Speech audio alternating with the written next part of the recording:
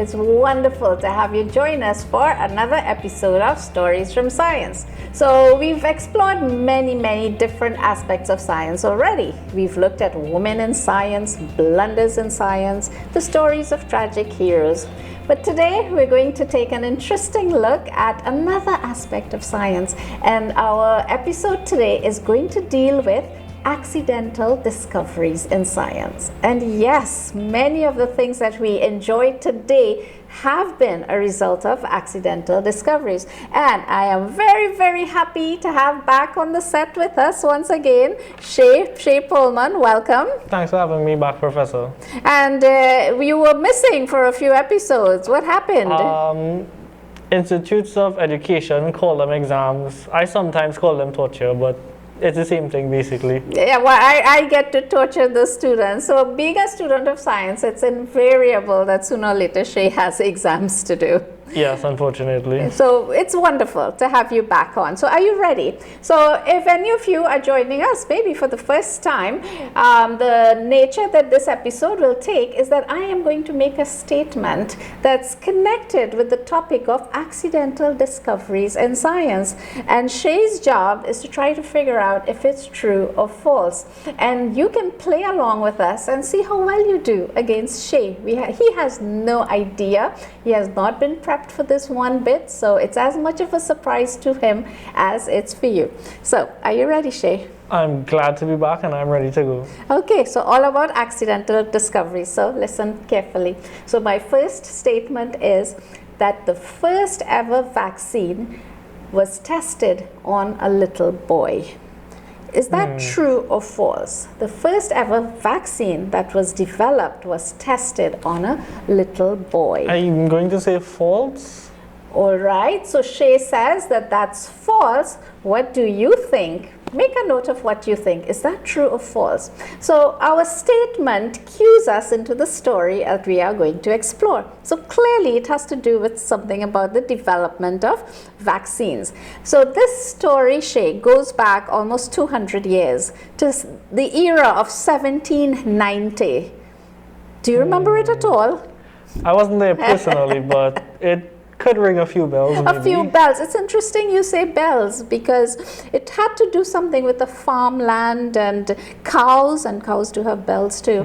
So there were maids that would milk the cows and so on, right? Now in this era, one of the scourges, and several hundred years ago, what was the average lifespan? About 20 to 30? Yeah, you're not that far off. Yeah, around that time it was nothing more than 40 to 50 at most. And today it's, any idea? Roughly? It's about 70. Yeah, so it's 70 to 80 depending on different nations. So in that time there were a lot of diseases that we have well under control that they didn't at the time, and one of it was smallpox. So this story is all about development of the vaccine for the smallpox. So what does it have to do with maids working with cows, right? So they were milking cows and there were a lot of people getting smallpox, and these things were like death sentences and very painful diseases. But what they noticed, Edward Jenner, that's the doctor's name, he noticed that some of the women who were milking the cows, they would get a disease from the cow, which was cowpox. You ever heard of cowpox? It sounds familiar. It sounds familiar? From somewhere. Chickenpox? I didn't put it together with that. Well, yeah, as a matter of fact, yes, when we were children, children did get chickenpox, but these are much milder variations of the smallpox disease. So it turned out that the cow maids, they would contract cowpox from the cows, and Edward Jenner, the doctor, noticed that they weren't getting smallpox. So for the first, now I shouldn't say first time, because historically if you go back to the Egyptians and the Indians, they had some kind of variation of inoculation by applying the same disease in small quantities, all right? But this is like the first record of development of immunization. So Edward Jenner decides that he's going to get this little boy, and the little boy's name was James Phipp, and he was 8 years old. So now you have to wonder, was your answer correct or wrong? But let's finish the story, right? And yeah, so he actually gives the little boy an injection with cowpox, and little James Phipp gets a little bit sick, but just for a few days, and he recovers. So then after a certain gap, he injects James Phipps with smallpox. 8 years old. Would we get away with that today? That's an interesting ethical question. Very big. Actually, it's pretty straightforward. Today, it is unheard of that we will run an experiment like that on the child. But it turns out that Phipps, the little boy, remained in perfect health, and he, therefore, was the first person to be vaccinated against smallpox. Guess I was wrong this time. Yeah, so he was wrong. So were you right? Did you think the statement that the first ever vaccine was tested on a little boy, and the entire discovery of it was really purely accidental? Nobody was making the connection like that, and he happened to notice that, wait a minute, the maids that milked the cow, they weren't getting smallpox. Now today we have to be so grateful for that, because that's one of the diseases that have been eradicated from planet Earth. Sounds like a very, nowadays that would sound like a very big jump in logic. Absolutely, absolutely. Right? So, did you get that correct, or did you get it wrong? So Shay, are you ready for another one? Round 2, let's go. Okay, round 2, right? So keep a track, right? So Shay, that's why we see how many wrongs and rights you get. Okay, so we're ready for another statement. And this is the statement. Now remember, all of these cue in stories dealing with accidental discoveries. Test on monkeys helped to discover insulin. All right, so I will repeat that for many of our audience, and you're familiar with insulin. Yeah. It's connected with diabetes. Yeah. Okay, so many people, especially in the Caribbean region and in Trinidad and Tobago, have to deal with the challenges of being diabetic, right? And today we know that insulin has been a huge support in managing the disease. All right, so related to that, here's my statement again. Tests were conducted on monkeys, and that's what helped to discover insulin. So, is that true or false? What do you think while Shay is pondering upon it? I'm going to say false. All right, he says it's false. What do you think? That the first tests were conducted on monkeys to discover insulin? Any ideas at all? Since you say it's false, so it's not monkeys according to you. Well, monkeys could be involved. Right? But there's Anything many. else? Any other animals you think? Pigs, maybe? Interesting answer, because along the way, I mean, of course, today we are in 2024, and over the years we know that insulin has been made from pancreas of animals. So, even, like you say, pigs and so on. So, was it pigs that were involved? Well, it turns out, so the story behind this is that diabetes, records of diabetes have been with us for thousands of years. So there are scrolls from the Egyptian times and records from India that this was well recognized illness, where the urine of persons, actually diabetes mellitus means honey. It was had a sweet nature connected with it. And again, it was death sentence. They didn't understand the disease, and at most you might live months or years, and that was really trying to control your diet, which often led people to die from starvation, right? So it was a real scourge. So where's the story here today? What's the accidental discovery? And there seems to be an animal involved. Agreed? Okay, so we go back now to 1889. So I'm bringing you forward with the works of scientists that have dramatically changed our lives and shown us some wonderful things. So there were two German researchers, and here's what they did. they removed the pancreas from a dog. So now you know why it's not monkey. So it's got something to do with a dog. So you have a clue as to whether your answer was actually correct. It had to do with a dog, not tests on monkeys. So these two researchers, they removed the pancreas from a dog and managed to keep it alive. And that was remarkable because they weren't sure if the pancreas was a key organ to the survival of the animal, or is it like an appendix that you can remove and still survive. So the dog was alive, and but guess what? When the dog did pass to urine, they noticed in the labs that flies were coming around it and ants were going towards it, and that was like really, really curious. Would you be surprised if, do you have any pets, by the way? I used to have a lot of dogs. Dogs, right. So we know, right? Well, all animals have to do their stuff. But would it come as a surprise to you if you saw suddenly flies were hovering around it? Actually, no, I wouldn't, because I already know that it has to do with the sugar content in it. Oh, well said, Shay. We give you 2 points there, right? You got the statement correct. And that's exactly what Shay has just mentioned was happening. The sugar content in the urine was high, and that's what was attracting the flies and the ants to it. And this was they didn't go looking for it. There was no search for that the pancreas was the organ that was connected with diabetes. And that's when that connection happened. And it took still a long time from 1890 when these German researchers accidentally noticed this.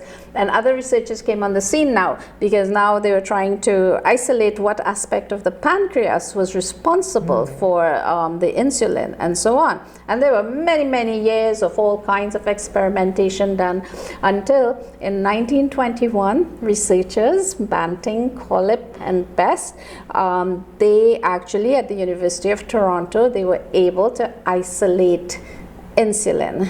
And when they actually tested it, this was one of the biggest game changers for the control of diabetes. Should we give them a Nobel Prize? I think it's worthy of it. Worthy of it, yes. And indeed it was. This was so important because they had no idea how to control diabetes at all. And today many people are able to live meaningful and full lives despite having to deal with it. And that's the story of how it was actually the connection between insulin, pancreas, and sugar was made. So you know what they did? They sold their patent to the University of Toronto, the researchers, for guess how much money? Not much, probably. Do you want to call the number? This is 1920s. Oh, 1920s? Yeah. $10,000? Okay, he says $10,000. Okay, so are you ready for it? $1. Yeah, I expected something like that. $1. Because Banting said, insulin does not belong to me. It belongs to the world. And he wanted it to be freely available to all of humanity. Today, that's not exactly the case. Any comments as we're going to wrap up this? My comments on that topic. However, what was the original test with the dog? What was its purpose? With the dog? Yeah. Oh, the dog, when they realized that, so the dog instantly got diabetes when they removed pancreas. So that's the first time they made the connection that the pancreas was playing that powerful role in the insulin production of regulating sugar in the body. Yeah, what was the original hypothesis for the experiment? Like, why were they doing that? Yeah, what was the purpose of the experiment? To determine if the what was its role, if it was just in digestion or if was it like an appendix where it doesn't matter. I see. They weren't thinking about diabetes at all. So folks, with that interesting point, we're going to take a break right now, and we'll be right back for the next half of your program to see what other accidental discoveries in Stories from Science.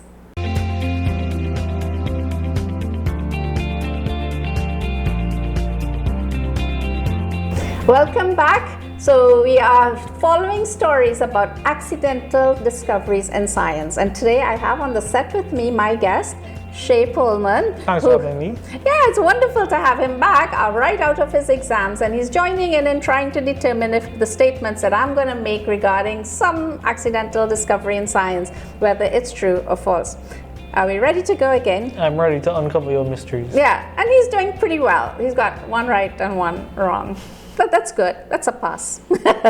Okay, so factory girls would suck on their paint brushes which had radium on it to paint watch dials that glow.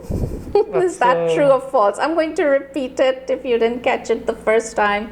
Well, girls working in factories would suck their paint brushes to get it into a fine line which had radium on it so they could paint the watch dials to make it glow. Is that true or false? Sounds strangely true. Strangely true. So what do you think? Is Shay right at all, or is he wrong? So let's get into the story. So clearly we're talking about radium, so the story is going to have to do something with radiation. So the story is about the accidental discovery of radiation.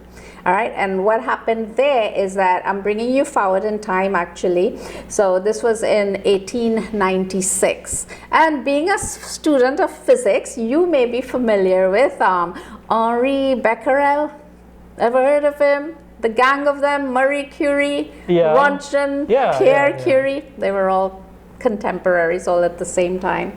So it turns out that just a year before, right, Roentgen discovered what we are so familiar with, and that's not the story we're looking at. He discovered X-rays. Okay, and again, for medical purposes, X-rays are hugely useful. All right. But so it turns out that he heard about this thing that X-rays could see through things and image he had a picture of his wife's hand with a ring. That's like the first X-ray ever taken, right? So Becquerel now has uranium, some sort of material, right? And he's trying to figure out if it's also giving off X-rays, right? And at that time they were, you could put things in the sun and it would absorb the sunlight, a little bit of physics there, and then that will cause it to give off energy. All right? I mean, so there's fluorescence and phosphorance that does that type of thing. So he thought maybe it's doing all that stuff.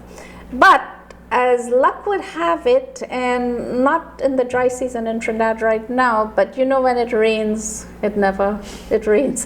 When it rains, it pours. When it rains, it pours. So that fateful day in Paris, it was very, very clouded. And Henri could not, look at me, first name basis with him, Becquerel. Becquerel could not test his idea if this material he had, put it in the sun to see if it can give off X-rays. So what does he do?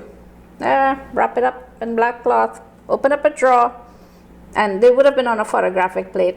Some of it is like serendipity. He puts the photographic plate, he puts it all wrapped up in black cloth and took it away, right? Because he couldn't do his experiment. Then he comes back on a sunny day to see if he can redo the experiment. Yeah. Now, here's a little bit of a mystery. Historians try to figure out what made Becquerel develop that plate, because he had really just put it away. So he did develop that plate, and much to his surprise, he sees that there was a cross in the middle and all the stuff he had in the drawer.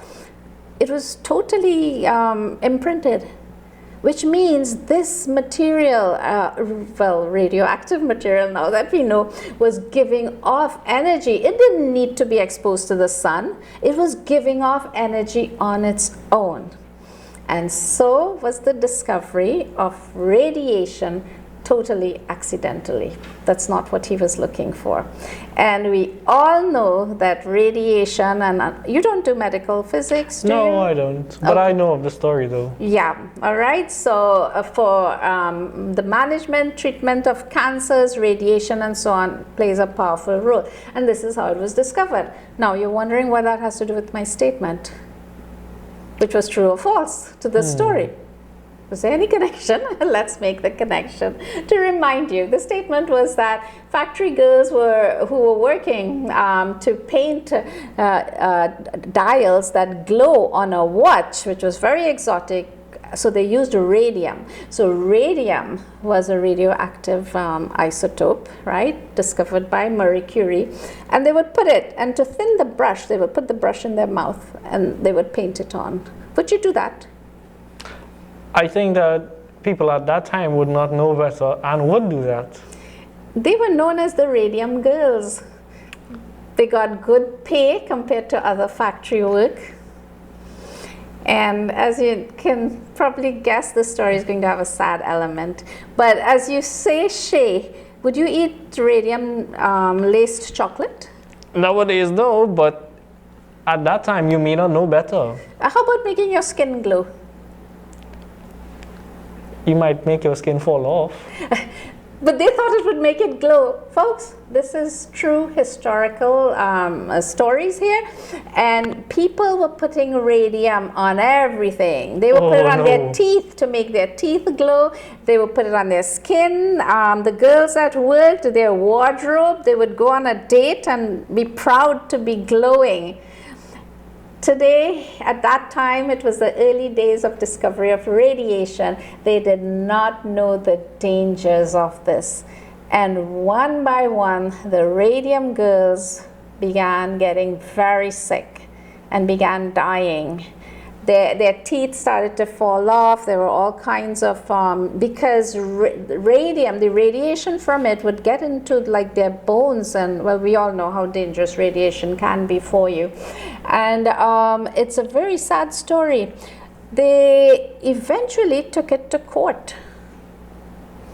And then they, out of many years of these cases, which they did win, right, that they were wrongly given. And they were told, oh, there's no danger to the radium in such small amounts. And you know, Shay, at the same time, men working with larger quantities of radium were wearing lead aprons. Lucky them. Lucky them. See how our stories can cross over topics, women in science. So it was these radium girls, and they literally gave their life for us to learn. But from this story, it turns out that that's when regulations now came into place for safety and health and measurements of lethal dosages of radiation and how much one should be exposed to. Wow. Right? If really Ari, if it wasn't cloudy that day in Paris, would we know about radiation? And you know what's interesting? Well, of course, Marie Curie is the name we hear the most connected with radiation. So she was Becquerel's student. She's the one that came up with the term radioactivity. Yeah. Yeah, he didn't. Gave it to his student. So as my student, I can have you name something we discover, right? We'll think about it. All right, so Shay, are you ready for another story? I'm on a streak, so I'm ready. You are on a streak. You are 2 out of 3. Well done so far. Okay, so my stories are actually moving forward in time, right? And it's interesting because it was an interesting era how many accidental discoveries were actually connected with medicine. And our next one is also connected with medicine. Perhaps the most well-known accidental discovery.